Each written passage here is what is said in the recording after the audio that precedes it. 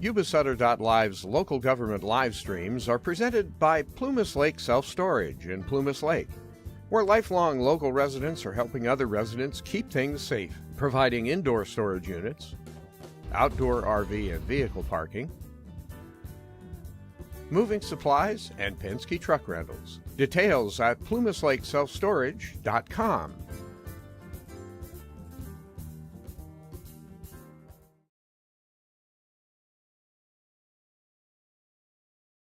In this meeting, public comment is taken on action items appearing on the consent calendar or business items on the agenda when they are called. Public comment on any other items within the scope of the city's jurisdiction, including items not listed on the agenda, will be considered at this time. Public comment is limited to 3 minutes per speaker, and members of the public submitting written requests at least 24 hours prior to the meeting will have an allotted 5 minutes to comment per speaker. Repetitive comments may be limited, and large groups are encouraged to select representatives to express their opinions of the group. Do we have any comments from the public this evening? Any comments from the public? Seeing none, we're going to move on to the consent calendar. All matters are listed under consent calendar, considered to be routine, and can be enacted in one motion. There'll be no separate discussion of these items prior to the time the council votes on the motion unless members of the council request specific items be discussed or removed from the consent calendar for individual action. Do we have any comments from the public on consent calendar items 2, 3, and 4? Any comments from the public? Seeing none, I'll bring it back to the council for comments or action. Through the mayor, Yes, sir. I'd like to make a motion to accept item 2, 3, and 4 on the consent calendar. I have a motion. Do I have a second? I have a motion and I have a second. All those in favor say aye. Aye. All those opposed say nay. Ayes have it. Motion carries. Moving right along to business items. First item up is the presentation and adoption of the Fire Hazard Zone Severity Zone Ordinance presented by our own Chief Alexander. Chief, you have the floor. Good evening, Mayor, council members. Tonight, I'm here to talk to you about fire hazard severity zones. And what that is areas identified by the state fire marshal that outline in California, moderate, high, and very high areas based upon statewide criteria per California government code. It's broken into 2 big categories: your state responsibility area, which is basically a legal term defining the area where the state has financial responsibility for wildland fire protection and prevention, and also your local responsibility area, the LRA area, which basically includes incorporated cities, urban regions, agricultural lands where local government is responsible for wildfire protection. So a little bit of history that goes along with this. Back in 1982, the Public Resource Code mandated that CAL FIRE establish fire hazards maps for state responsibility areas. And 3 years later, they completed those maps and sent those out. However, in 1991, we had the Tunnels Fire or Oakland Hills Fire, where Vice Mayor Boomgarden was at. They had 2,900 structures that were destroyed during that incident. As a result of that, the Bates Bill was created that required CAL FIRE to identify very high fire severity zones in local response areas. 15 years later, CAL FIRE finalized those statewide model maps to include very high in the LRA area. However, in 2017, we had the Tubbs Fire in Santa Rosa that destroyed 5,600 homes. And in 2018, we had the Camp Fire in Paradise, which is still the most deadliest and destructive fire in California's history, and 18,800 structures destroyed and 85 fatalities. As a result of those fires, Assembly Bill and Senate Bill required CAL FIRE to identify not only the very high, but also the moderate and high fire zones in the LRA area. In 2022, another Assembly bill required local agencies to designate those through an ordinance on those moderate and high. And then that takes us where we are today. At February 10th in 2025, they updated the fire hazard severity maps for the LRA that were released. So looking at these maps, before I go to the next page, please keep in mind when we're looking at the maps that were released, yellow is for moderate, orange is for high, and red is for very high. As you can see here in the Yuba City area, we do have some areas that were identified in the moderate category. That's in your southeast section of town. And then if we detail and zoom in a little bit more, this is along the river bottoms, or we do have problematic areas in the Shanghai Bend, River Oaks area. Please do not dive into the maps, and it does not go parcel by parcel. These are very consistent maps with what you would think of with PSPS maps, the public safety power shutdowns. It's more generic and does not break it down by parcel. So one of the areas that I did struggle with when these were first being proposed about 2 years ago, these hazard maps evaluate hazard, not risk. And so that's something I have to continually process when I look at these, especially when I'm looking at a larger all of California on these maps. And a hazard is based on a physical conditions that create an expected fire behavior over a 50-year period without, that's the key component, without considering any short-term modifications. The risk models are the potential damage that a fire can do to an area under existing conditions, or including fuel reduction projects, defensible space, and ignition-resistant building construction. So as a firefighter, I look at those maps very differently and have to wrap my brain around the hazard versus risk. So the big question that's going to come from that is, how is that going to impact your insurance rates? Well, insurance companies use risk models, not hazard models. So risk models consider the susceptibility of a structure to damage from fire and other short-term factors that are not included in that hazard modeling. Risk models incorporate additional factors that change frequently from those from the CAL FIRE, while that one sustains for a long period of time. Further analysis of it as CAL FIRE, because that's going to be the question, how did they come up with these? CAL FIRE utilized multiple software applications that analyze slope, terrain, vegetation, fire history, and weather to determine these. The LRAs, because I asked repeatedly 2 years ago when this came out and was repeatedly responded to, LRAs cannot decrease the severity of the zones. However, they can propose to increase the severity. So we can't decrease them, but we can increase them. There should be no changes to the property owners identified in those moderate zones within Yuba City. The primary purpose is for the LRA to better identify and prepare areas for increased hazard severity. There should be no impact to the fire department's ISO rating on these. And the detailed maps have been posted on starting February 13th on the city's website under community, and also on the fire department's website under be prepared. And we've also done a social media post indicating that for the public. So going forward, the public access there needs to be public access to these maps within 30 days of the release, which we have accomplished. LRAs are required to adopt an ordinance identifying these fire hazard severity zones within 120 days of the release of the maps, which is why I'm here talking to you tonight. And then once those ordinances are adopted, we have 30 days to upload the copy of that ordinance onto the CAL FIRE portal.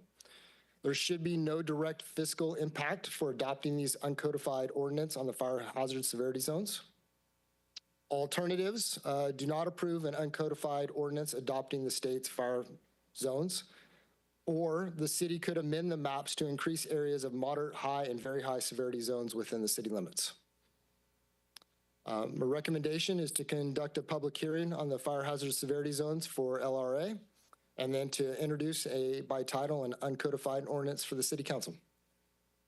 Are there any questions? Thank you, Chief. Is there any questions from the council? I just have one. Thanks, Chief. I'm still trying to figure out why, since we are LRA, why we are mandated by CAL FIRE to adopt by ordinance, since they historically abandon anything or any responsibility for LRA. So maybe you can't answer that. Just hit me as I was reading this. There's some things in here that I personally struggle with, and that is one of them. And as you also look at the maps, there's some components, especially as a former fire official, you will struggle with trying to interpret and understand why certain things are in place. I do not have an understanding of why we are obligated outside of the fact that it was mandated by state law that we do it. So another example of no local control. Mm-hmm. Especially when I would have liked to have been able to decrease some, because you will see some throughout the state we're not as impacted as maybe some other areas, and we were prepped ahead of time that prepare your fire marshals that this will be a very controversial topic. And so to the best of my knowledge, I think we're I would also direct it to our city attorney. we might be the first ones bringing this before a council for adopting the ordinance that I'm aware of. I'm trying to get in front of it before it does get more controversial when it does hit other areas that have some high and very high areas outlined. So yes, that is problematic. I appreciate the data and the information, and don't hold you personally responsible. Thank you. Through the mayor, Yes, sir. the 91 fire, the Oakland Hills. I was literally coming out of the Cal Washington game when the fire engines were coming up Piedmont. I thought to myself, I would not want this going on. I wouldn't want 100,000 people coming out of the stadium when this is going on. And coming back 2 or 3 weeks later, I could see why all hell broke loose. They were taking city firemen and trying to fight a forest fire. And I can see where this has got people on edge. And then, of course, the Santa Rosa thing happened. I can see the kind of the thought process here. I don't know the mechanism of why CAL FIRE is involved, but having actually lived through that, it was, and you've lived through many more than I have, but I could see that we were solely had our pants around our ankles when this happened in Oakland in 91. So I can see the value of it. I don't understand the logistics of it, but yeah, I'm not as adept at understanding these things as the Councilmember Baumgarten and yourself are, but I definitely can see the value of this, having seen it actually happen. Yeah, and the way I look at it is the value is associated is for areas that are not being proactive and determining and really analyzing your areas of threat in your community. Like, okay, hey, if we're going to build a subdivision here and this is listed as very high, maybe we should analyze, are we going to change our building code requirements? Or maybe we should make this a firewise community. There's some components into it. And the area that we have identified here, I don't see a new larger subdivision going in there that could be impacted. It's already on our radar. As, fire official, I take in weather patterns of the high risk weather. I don't necessarily see a strong wind pushing hard into the city from the east in that direction, things along those lines. So the benefit is for especially those areas that are not being proactive. Thank you. Thank you. Councilmember Kirchner, do you have anything? Mr. Chaffin, I have a question for you. It's more procedural. Since it's been brought to our attention that this could be highly controversial up and down the state, even though we're getting ahead of things and doing it and don't see any potential conflict at this time, we can take remedial steps in the future should it become highly controversial and we need to change the ordinance or do something. We can always take those actions, correct? That's correct. So if you need to tweak this going forward, you certainly can do so. The only caveat is under state law, we're limited from lightening the fire safety standard.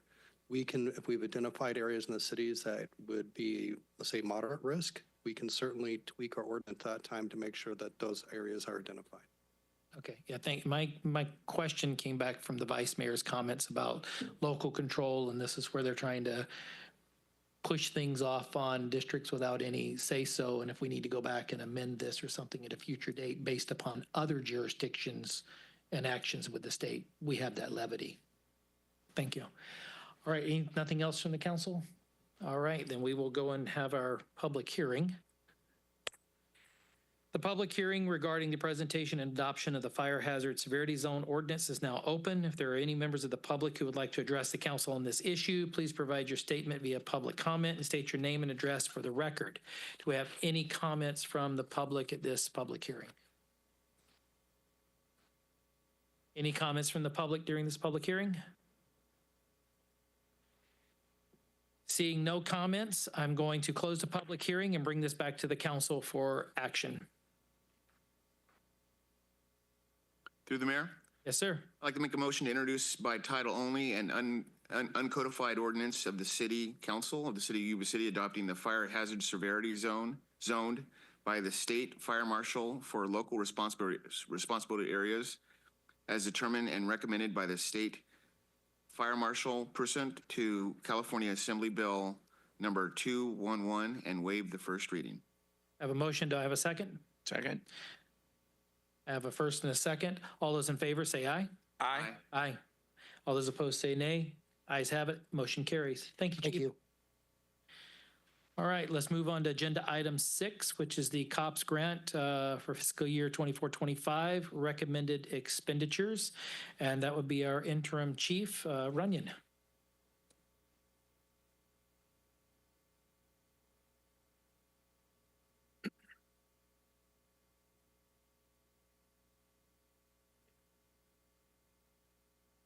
Red light, okay. Okay, so this is, these are recommended expenditures this year for the annual COPS grant, which is the Citizens Option for Public Safety Grant. We are given roughly $150,000 a year. It could usually gradually increases over the years. And the extra funds that, if we don't expend all those funds, they can be banked for additional years, which we have additional funds in that account. So this year, what we're looking to purchase for equipment for the department and patrol-related items, it's called a TruNarc drug testing machine. It's a very pricey item, but it allows you to scan drugs that are seized without having to touch them, and it identifies them. The Narcotics Task Force already has one of these. It works great, and it just alleviates the ability of any risk of getting contaminated by drugs. We're looking at upgrading our drone program. We already have a drone program in operation. This one would just enhance those abilities. It's a better cameras, better imaging at night, so it's going to give us better abilities and expand that program. Our TCCC program, our Tactical Combat and Casualty Care program, adding a bleeding simulator is just another training aid to enhance our abilities in that area. Additional tourniquets for patrol. All officers carry them. They carry extras for themselves as well as citizens. Getting 6 additional rifles for our patrol staff. And the Motorola dual band radios, another high-priced item, but we're slowly working at upgrading that, our radio system to get in compliance with the state. In dispatch, we're just looking at some custom ear mold headsets. SWAT, same thing, additional headsets for operations. Evidence area, some bike rack storage, and the infrastructure improvement is just security camera display for our records division, which will allow them to see a lot of the cameras throughout the PD because they're usually the point of contact with people coming in and out of the building. So give them better viewing of the area. So the fiscal impact is $167,692 to account 277-43415. Authorize the finance director to make a supplemental budget appropriation for grant revenues to 227-43415 and for grant expenditures $146,627 to 2270-69-201 and $21,065 to 2270-63-801. This includes a 10% contingency just based on the lack of formal bids at this time. No city matches required. So the alternatives would be to provide a different spending pass for this money. So the recommendation is to adopt a resolution authorizing receipt, allocation, and expenditure of the COPS grant and authorize the chief financial officer to make budget adjustments as necessary. Any questions? Thank you, Chief. Is there any questions from the council? Okay. Seeing none, we will hold a public hearing for this. The public hearing regarding the California Citizens Option for Public Safety COPS Grant fiscal year 24-25 recommended expenditure is now open. If there are any members of the public who would like to address the council on this issue, please provide your statement via public comment and state your name and address for the record. Do we have any comments from the public? Do we have any comments from the public? Seeing none, we will move and close the public hearing and bring this back to council for action. Through the mayor, Yes, sir. I'd like to move to adopt a resolution authorizing receipt, allocation, and expenditures of the fiscal year 2024-2025 State of California Citizens Option for Public Safety Grant, COPS grant, and authorize the city's chief financial officer to make budget adjustments as necessary. No. Okay, and we have a second. All those in favor say aye. Aye. All those opposed say nay. Ayes have it, and motion carries. Thank you, Chief. Moving on to agenda item 7, which is the employment agreement interim human resource director, and that is presented by our city manager, Ms. Diane Langley. Good evening, Mayor and Council. So I'm bringing forward the item tonight to appoint Gina Rowland as the interim Human Resources Director.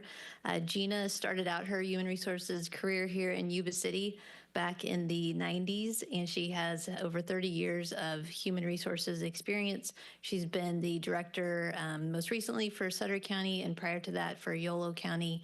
And I just have to say, with this item and then also the next item related to the interim city manager, Gina is a retired CalPERS annuitant, and per CalPERS requirements, she can only make what the is on the posted salary schedule, which is what the previous human resources director made.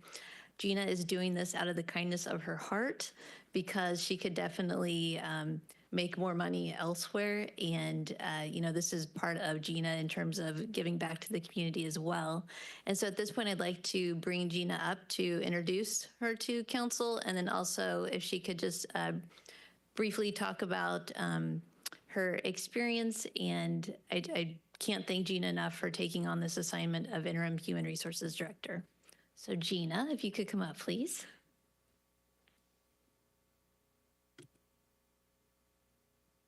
Good evening, Mayor and members of the City Council. So this truly is a full circle moment for me, should you approve this employment agreement. It was 31 years ago this month, actually, that I started my career at the City of Yuba City as an administrative technician. And I used the 5 years that I was here at the city. Well, the 5 years that I was here gave me a solid foundation and knowledge that I was able to build on in the rest of my career in public service.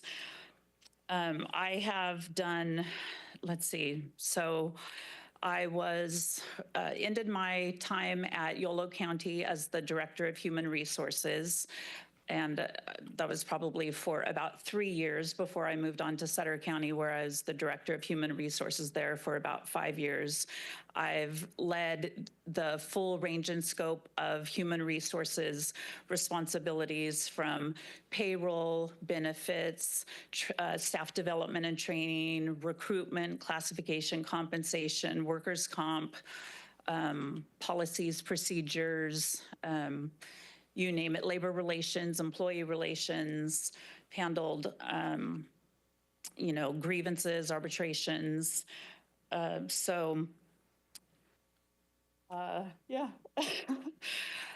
I'm happy to answer any questions you may have. I'm really excited to be coming back to the City of Yuba City. Again, should you approve the employment agreement, and I look forward to serving the organization and its employees.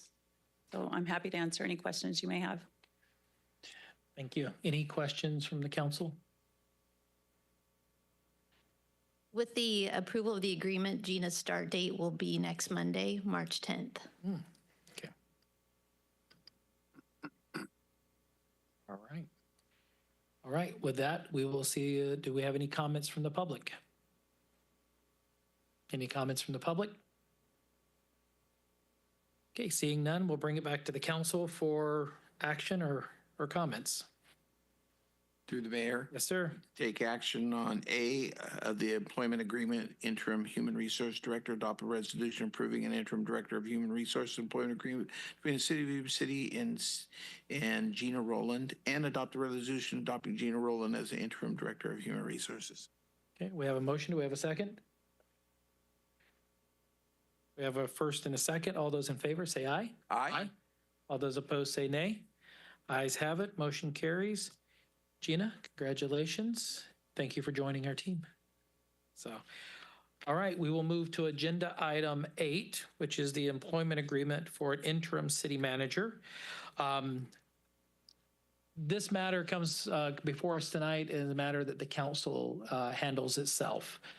We only have the opportunity to hire 2 individuals as the 5 that sat on the dais, and that is our city manager and that is our city attorney under the form of governance we have.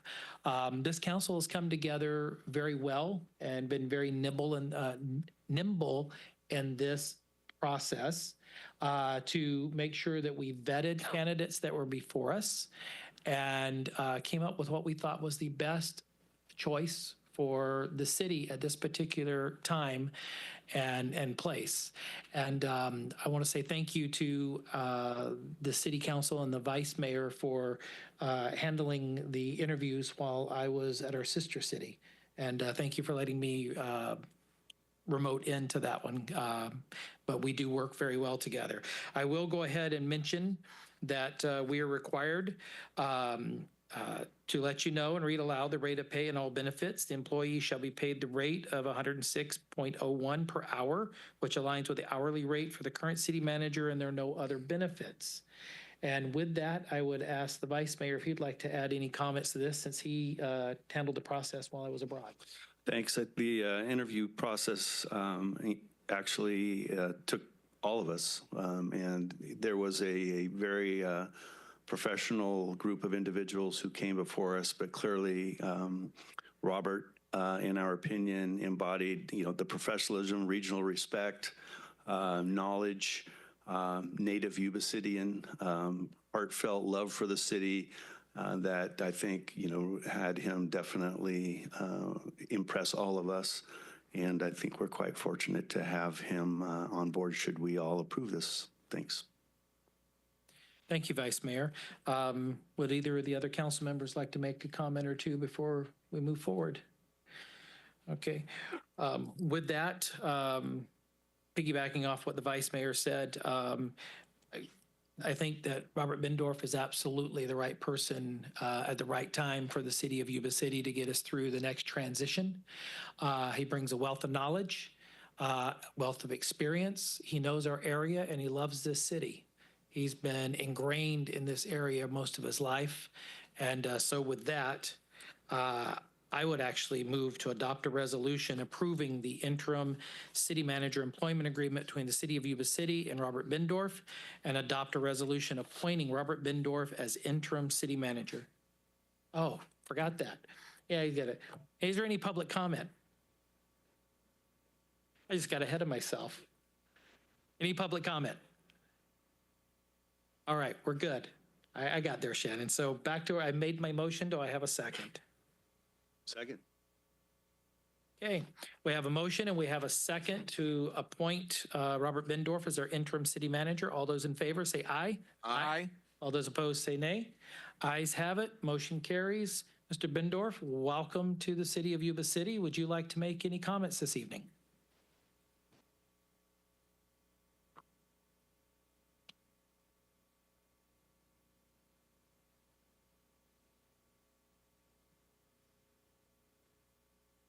Push the button, or did I? Is it working? All right. So let's see if I get this right. Mayor and members of the city council instead of board of supervisors. I did all right. Okay. Still I just wanted to take just a quick minute and say thank you for the opportunity to serve the city. I don't have the going back work experience in Yuba City as back as Gina does. But someday, I forget what day it was, but back in '82, I remember being sworn in by Sheriff Whitaker back in the day as a cadet with the Sutter County Sheriff's Office, which then evolved into a part-time dispatcher role while I was still a cadet, but actually getting minimum wage and getting some money in my pocket that mom and dad wouldn't give me. But I really enjoyed my time. Obviously, being a Yuba City High graduate, and my kids as well, my father as well. Yuba City means a lot to me, and it is an absolute pleasure and honor. All the work from myself and my wife, our support for nonprofits and those things are always here and in the Yuba Sutter area, and that means a lot to us.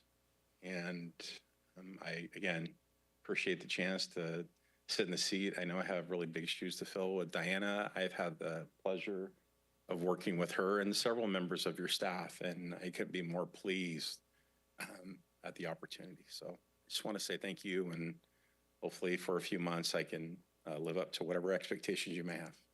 So thank you. Thank you, Robert, and congratulations, and thank you for coming on board. Welcome to the team.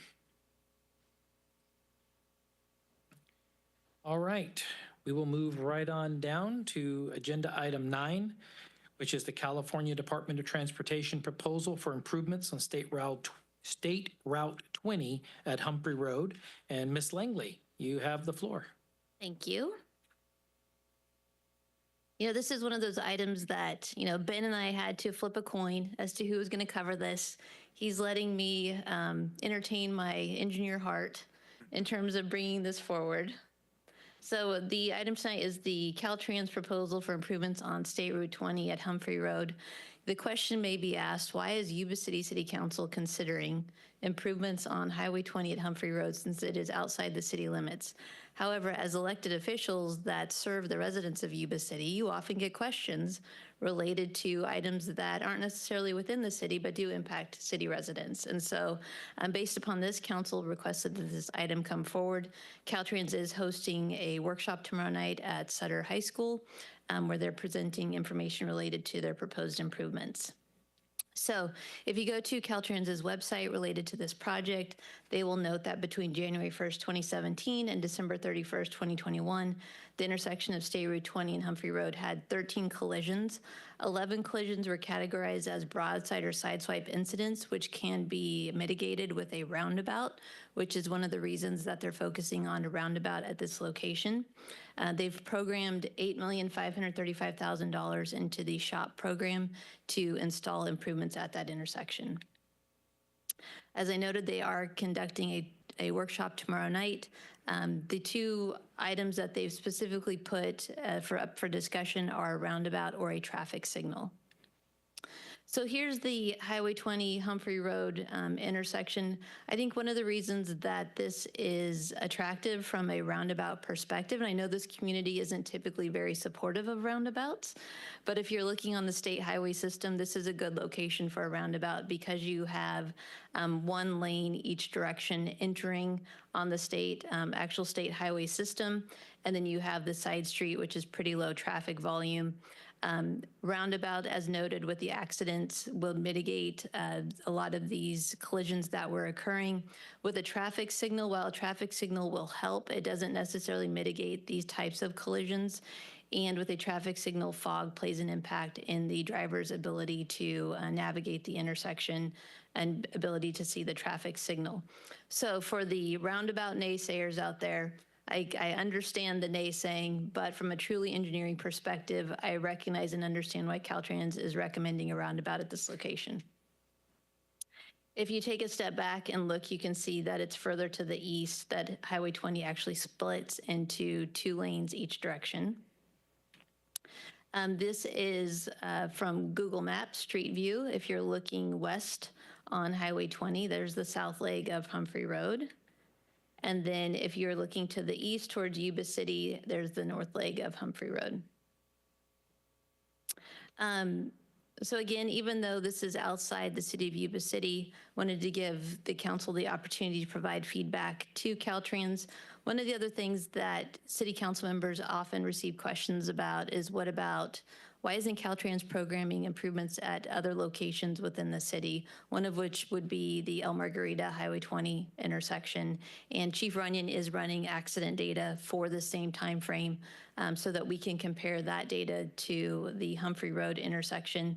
In previous discussions with Caltrans staff, they don't have funding programmed for Highway 20. I think one of the expectations is because that intersection at El Margarita is within the city and it's city development that has occurred, that the expectation is that Yuba City is going to contribute towards the improvements at El Margarita and Highway 20.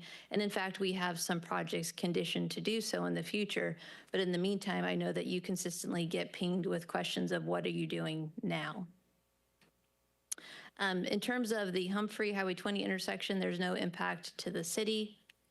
Alternatives for council tonight is you could not provide feedback to Caltrans, or you could direct staff to submit a letter to Caltrans regarding considerations of requested improvements along State Highway 20 or 99 in Yuba City.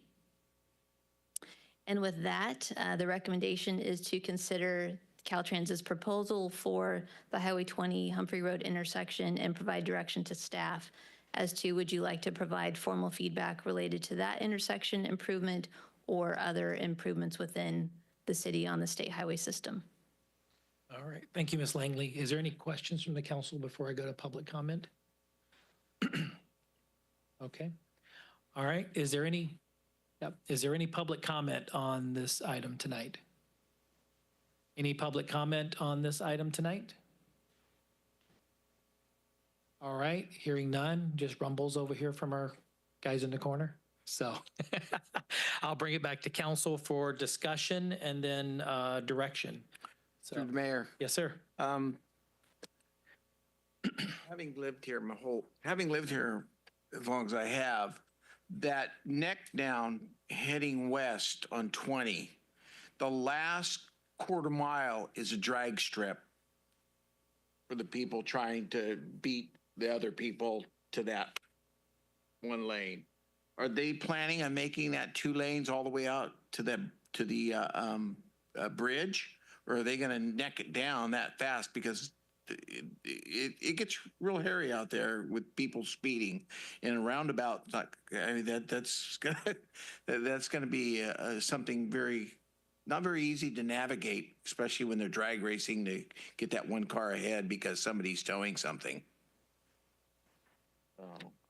That would be my concern with I guess I should go to tomorrow night to Sutter and see what the proposal is. Okay. Okay. All right. I've answered my own question. All right. Any other comments? Through the mayor. Yes, sir. The last time this topic came up in this community, it was specifically angled towards 99 and Oswald with all the challenges that we've had out there. And my understanding was the community's, specifically the conversation was about a roundabout because that was a recommendation, but folks just lost their minds over it. And I'll admit I was one of those individuals that was concerned about that until I was driving from Phoenix, Arizona out to Sedona, and this is a state highway, and there's a series of roundabouts. And what's interesting about these is, to Mike's point, they act as a traffic calming measure. If you get on 99 and head towards Sacramento, it's NASCAR. And we have to get out of that mentality. It keeps traffic flowing. Hopefully it'll save lives. It's my understanding from an engineering point of view, it is the more expensive option versus a traffic light. But I think at least in this area, it is needed. But to the question of submitting a letter, I do have concerns closer down towards El Margarita and 20 and what specifically Caltrans plans moving forward to do about that. Okay. Mr. Vice Mayor. This might go on for a bit. So I really don't want to get in a position of commenting on this positively or negatively. I mean, it's outside of the city. Yes, it impacts the city. And I suppose if I want to go as a citizen tomorrow night to the meeting, well, I might join Mike there and raise my concerns because I do agree with what he just said, which is when you have 2 vehicles trying to race to get to the roundabout, it's definitely, I think, is going to potentially cause some grief. My concern more along the lines of our intersection, which is further to the east, which is El Margarita and Highway 20. And the reason for that is that's an intersection in my experience, which is pretty much uncontrolled, but also involves heavy traffic at times from our high school. Folks trying to get to the high school and running through an uncontrolled intersection. And we all know that is not necessarily the most safe way to do things. I would never ask Caltrans to go ahead and open up northbound on-ramp to El Margarita, but I think it's incumbent upon us to continue to pursue some sort of traffic control at the intersection of Highway 20 and El Margarita.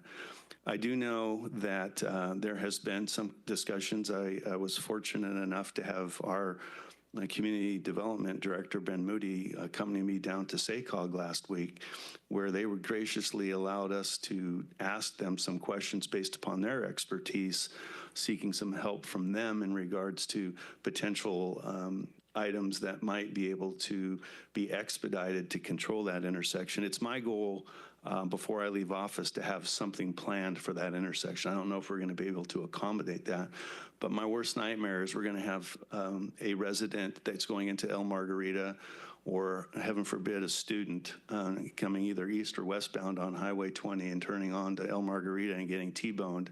If this is a concern at Humphrey, which I don't know has the same level of trips east, north and south on a daily basis that El Margarita does based upon traffic from the high school and the commercial area over there, that to me is that's going to pique my old prevention piece, which is I'd rather prevent it before it happens than have to be subject to the law of catastrophic reform and have to be responding to a catastrophe. I do sense that, SACOG is interested in this. I don't know if Mr. Moody wants to step up and talk a little bit more about some of the programs that we learned about. None of those are in play for us at this time. However, they do have a relationship with Caltrans District 3.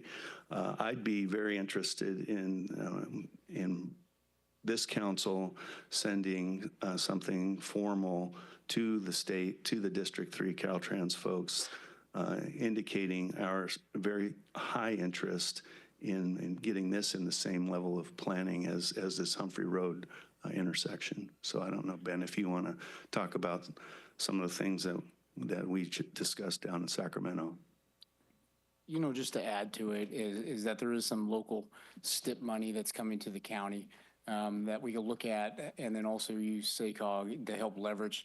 So Caltrans comes to the table. As Diana mentioned, there is this feeling from Caltrans that it's a city problem, it's a city development problem, and not to be a player.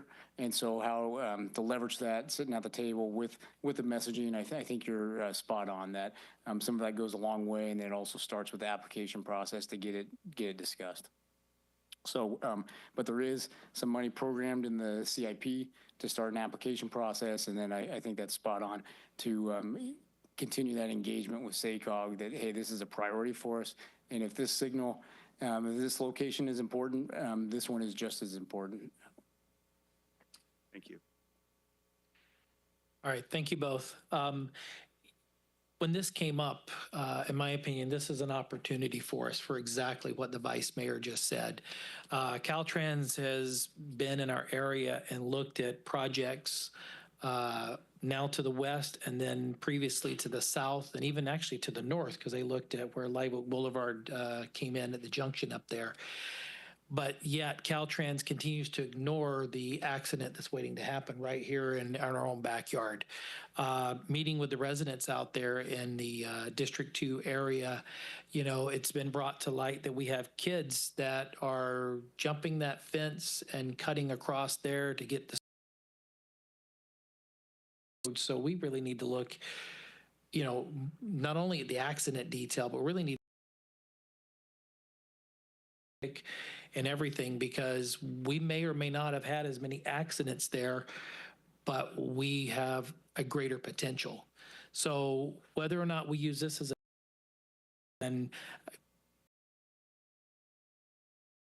roundabout versus thing, me, I'm a naysayer. I hate roundabouts. The only thing they're good for is, in my opinion, is the little neighborhoods where you can take the little kids and drive in a circle at about 20 miles an hour and they go, wee. That's my impression of roundabouts. That's really up to them.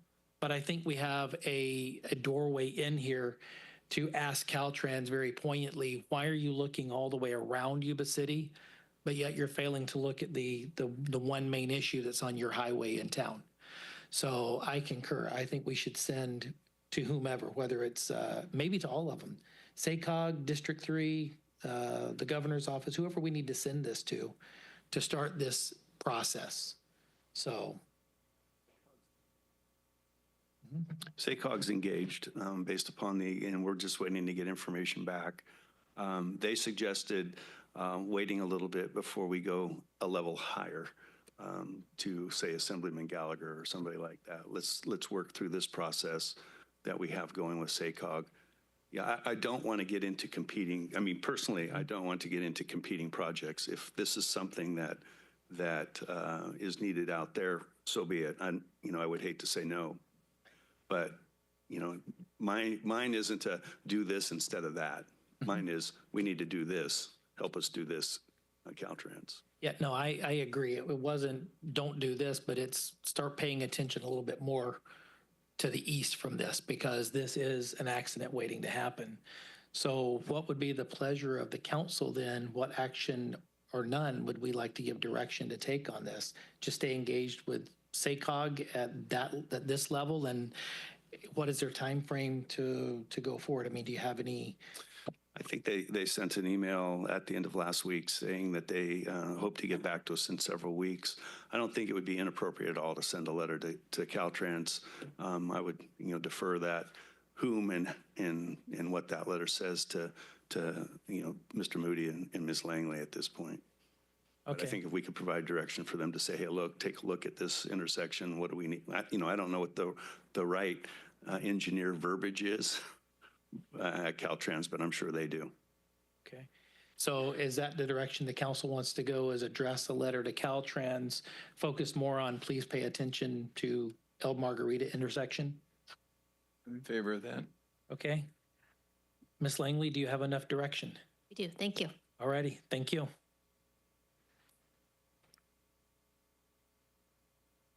Okay. We're moving through this tonight. Agenda item 10 is the next one. Future agenda items. This is a chance for us to come up as a council with any items that we'd like to have on a future agenda. Usually I wait for and ask the council if they would have, but there's been some recent events that I think need to come before us in short order. This is not for debate. I'm just going to give you a real synopsis of where we're at. We've all been in receipt in the last 24 hours of an email from Habitat for Humanity.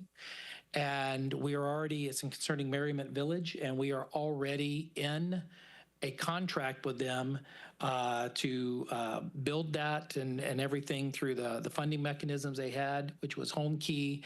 And they had gap funding that they were supposed to have worked on for the past year or so to secure so that everything could move forward. The letter yesterday that we all received, their solution was coming to the city and asking for an unsecured line of credit for $7.5 million. We are in a budget deficit. And so enough said there. We have a contract. So I am disengaged as far as wanting to put this on the agenda. But in light of this and the start deadline that was supposed to start by April of this year, I wanted to bring this forward to find out if my fellow council members felt like this needed to be brought forward on a future agenda, or if we need to operate just under the contract. So, Mr. Vice Mayor, what's your wishes on this?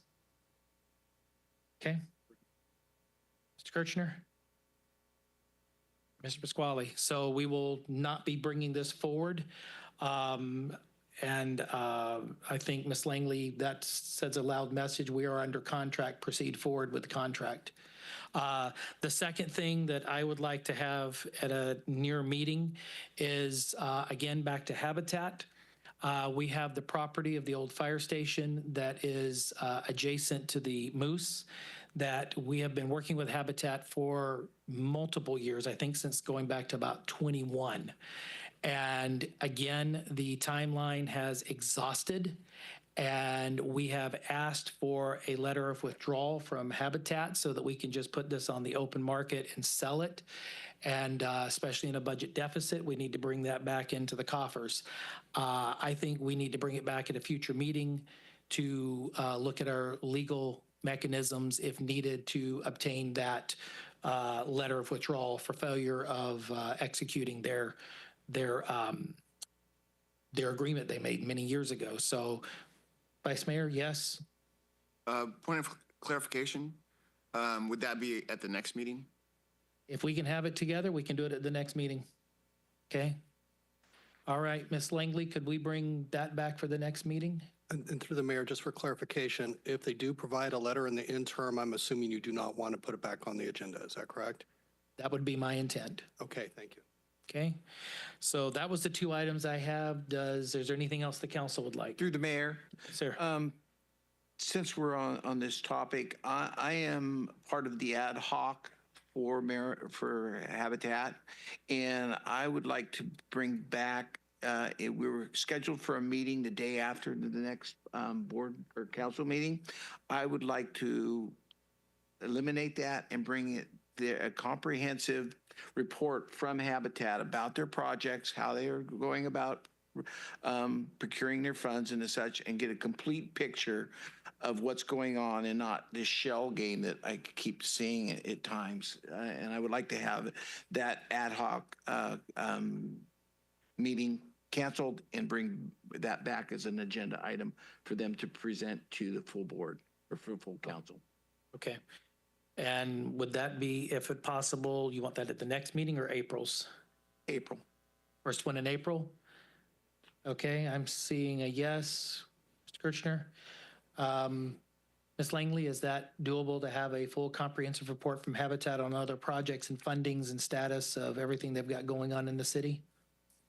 It may be possible. I don't know if they're going to be able to do that at the March 18th meeting. It might be at a later meeting. Okay, he had mentioned April. Yeah. Beginning of April. Okay.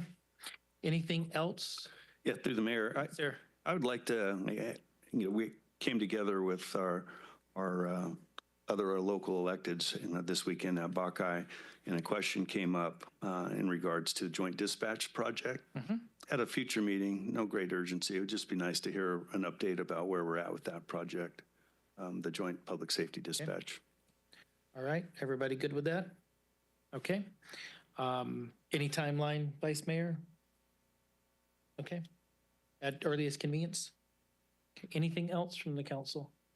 This has been interesting. 3 of the 4 of us have got things, so. Mr. Kirchner, you got anything you'd like to add? Good. All right. Ms. Langley, you got anything you would like to add? As a separate item, I would like to respectfully request to give Steve Smith an opportunity to speak really quick about, he wanted to show support for Gina and Robert. If he could have a moment to speak, please. In a few minutes, I will defer some time to you, sir. Thank you. Okay. Anything else? I just want to say that, my second to last council meeting, and you're adding these items to the agenda. And I just say, I'm sorry, Robert. I'm glad you waited until after his contract was approved to do this. So The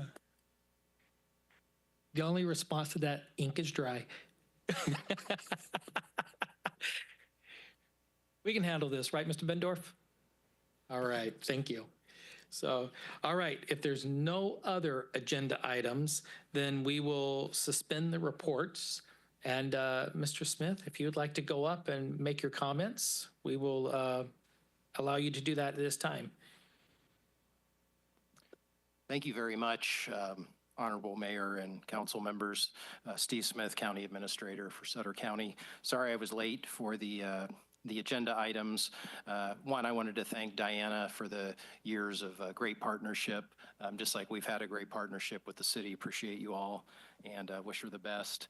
And then also I've gotten to work with both Gina and Robert for a number of years, and they're both great professionals. And I know you've already agreed that they'll be interim and working with the city, but I just look forward to working with them and just appreciate you supporting them and look forward to ongoing good collaboration. Appreciate it. Thank you, sir. Thanks for being here and saying kind words about our newest team members. So thank you. All right, we will get to our reports. This is your next to the last city manager's report. yes, it is. I don't have much to report other than we did, continuing in the vein of the budget discussions, we did have a revenue ad hoc meeting this morning. And if the vice mayor or Councilmember Kirchner wouldn't mind addressing some of the items that we discussed, but we'll be bringing forward a lot of opportunities for various discussions in the coming months. So thank you. Vice Mayor or Councilmember, would you guys like to talk about the revenue ad hoc now or under your reports? Okay, all right. Well, then we will move right into council's reports. And actually, Councilmember Kirchner, that's yourself. Right. Thank you, Mayor.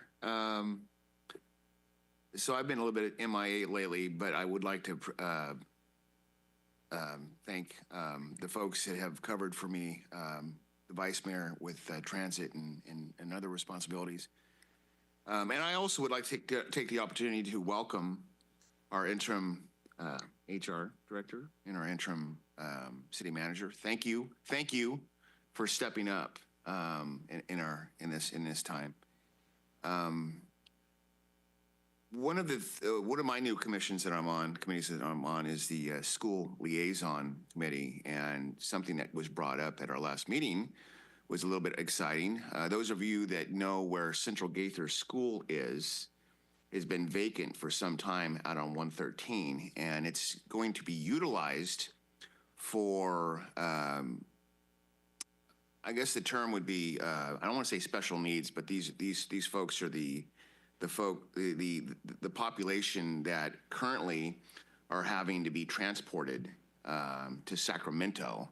And this is regionally, and so this is going to be a huge burden it's taken off of their families, that they can simply go and utilize this facility out in Tudor. So that is exciting. As the city manager mentioned, the vice mayor and staff and I got together today for our first revenue ad hoc meeting, and it was to discuss opportunities moving forward to look at revenue opportunities in our city, and I really wish I had those notes in front of me. One of which is a potential revenue measure in 26, but other opportunities are trying to entice other businesses to our community. And what else did we talk about, Mark? A lot of, I guess a lot of, my brain's not working right now, so I got to apologize. I'm going to defer the rest of that to the vice mayor. So thank you. Thank you, sir. Councilmember Pasquale. Thank you, Mayor. Mine will be short and sweet. I was at my Air Quality Control Board meeting. We elected our officers, and I was reappointed to the Budget and Policy Committee, and I had a great weekend with all the electeds and celebrating the 145th parade of the Buckeye. And with that, I'll conclude my report. Thank you, Mr. Vice Mayor. It was a bit busy this last couple of weeks. I'm on the Cap to Cap Public Safety Committee, and this is a group of professionals and electeds from all over the Sacramento region that will be heading to Washington, D.C. in a few months to lobby for things like infrastructure money for facilities, grant money, et cetera, for public safety. I'm also on the Cap to Cap Committee for Transportation, and obviously where roads and projects are, that we'll be doing the same thing there. At the SACOG meeting that I attended, and Mr. Moody mentioned this, there's a funding program that's starting, it should be starting this month. The County of Sutter, and I'm glad Steve's here, the County of Sutter is going to get roughly $2 million. And so Live Oak, Yuba City, and Sutter County need to get together to figure out how to put together projects for consideration of that $2 million. There's also $4 million at stake in a regional program that would have 4 counties, including Sutter, Yuba, are the primary ones there to put projects in for funding. So it's competitive, but there's been good success here in the past. And, And I think with our staffs getting together, they can put together good grants and we can get some of that money that we pay in taxes back here into Sutter County, into Yuba City, into Live Oak. Attended the trauma intervention program gala where Dan Parno, our fire captain, was honored as one of their heroes with a heart. If you know Dan Parno, you know that guy has this very strong heart for serving the public, and his acceptance speech was extremely moving. But it was a good turnout for the very good organization that supports. Councilmember Pasquale mentioned the Bacchae. All of us went to the Bacchae hostess reception. I want to mention that in one of the most generous things I've ever seen from an elected official, Councilmember Pasquale purchased a painting. It was a one-off painting that was done in conjunction with the Bacchae Festival, and he donated it to the hostess. It was truly a memorable moment, and I thought, that was awesome. It was very meaningful, and I think everybody noted that. Then we participated in the Bacchae Parade, and I want to give thanks to the Hop Sing Society for their excellent Chinese dinner. We were all survived the dragon. It didn't fall on any of us. But thank you to Marysville, too. Very good hosts. Attended Bob Harlan's retirement. There's a guy that over the years has been a super partner for the city of Yuba City as well as the region. I made the comment, I remember during floods, et cetera, his voice and his demeanor on the radio, I'm sure helped people get through those very anxious moments. And I said the fair too, just because I could remember, eating a corn dog while I was listening to Bob tell me about the next event. But Bob's a great guy and he's not leaving us. I attended the transit meeting for my friend here, Councilman Kirchner. There wasn't much really at the meeting. We saw a SACOG presentation on mobility zones. There are some things that happened in closed session, but I'm sure that Councilman Kirchner will be talking about those. I'm not at liberty to discuss those at this point, but they could have some ramifications to us over on this side of the river. Revenue ad hoc. The idea of this committee is to continue to explore methods of revenue for the city. So Mr. Moody, I think he coordinated with help from Ann Gillen and Diana and Deanna Pope, a pretty extensive list of opportunities. And today's meeting was really to learn a little bit more about all those different possibilities. We also came up with some ourselves.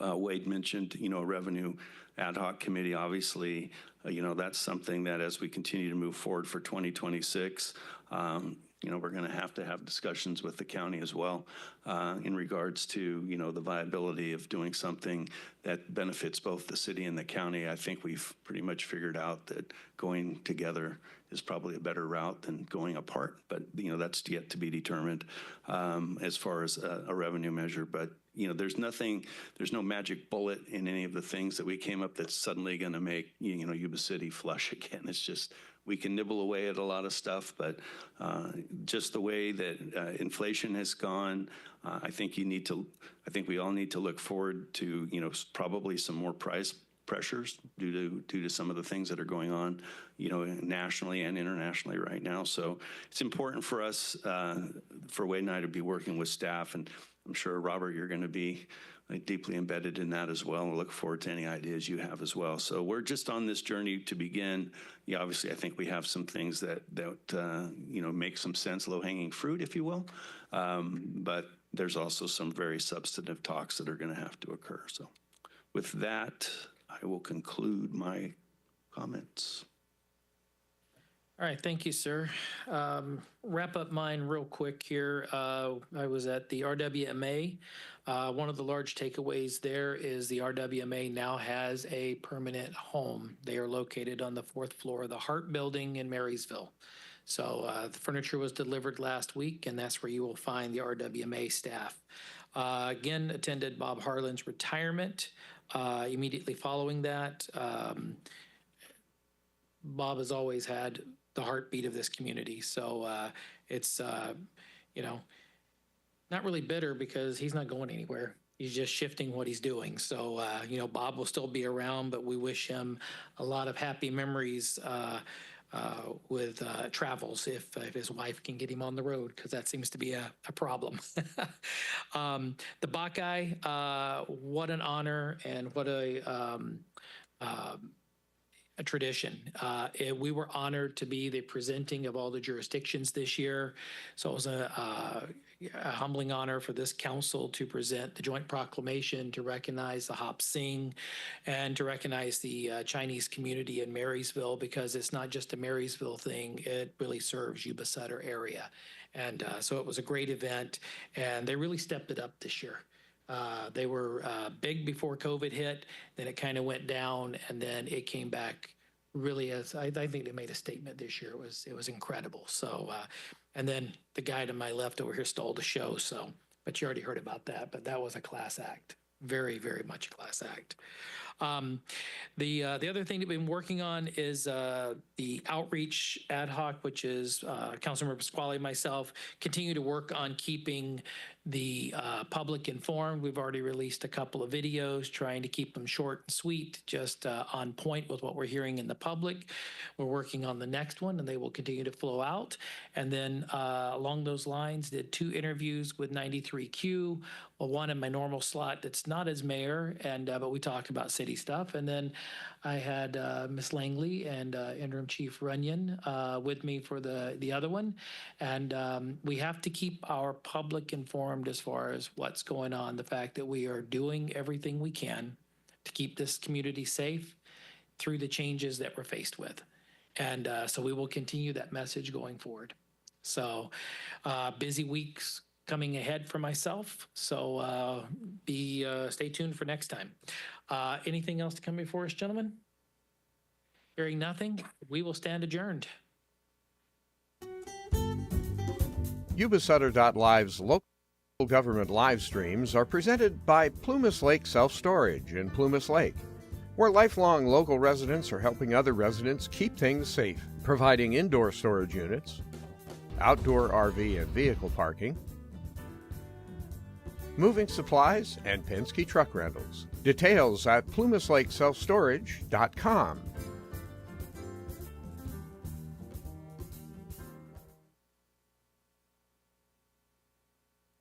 YubaSutter.Live. It's the truth that comes through.